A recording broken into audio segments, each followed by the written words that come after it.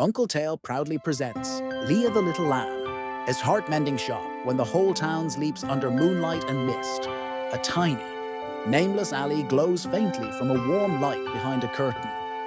Asmal wooden sign reads, Leah's Mending. Inside sits Leah, a little lamb with a magical needle. One that can mend not only fabric, but broken feelings, too. Milo the squirrel arrives disheveled, eyes red from crying. I messed up, hurt my best friend. I know it's too late to fix anything. Leah doesn't say much. She hands him a torn grey cloth. Tell me about your friendship while I stitch this. As the soft hum of the sewing machine fills the quiet shop, Leah listens. She gently asks questions. Do you remember how it felt when you laughed together? What kind of apology do you think he would want to hear? When she finishes, the torn cloth has become a warm pair of gloves. These are for you, she says. Maybe one day, you'll use your hands to reach out to him again. The next night, Clara, a trembling rabbit, arrives soaked and scared. I'm afraid of everything. Even the rain, even the light.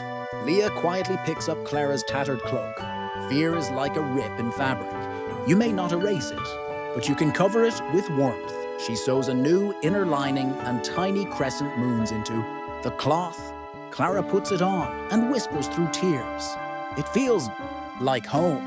On the third night, Theo, an old owl, visits with tired eyes.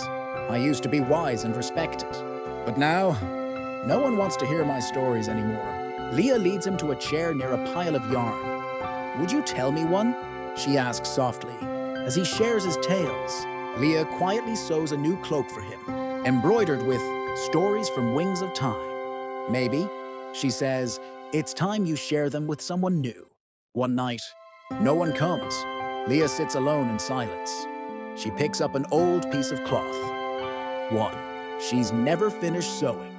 It's her own story, her own pain, stitched halfway.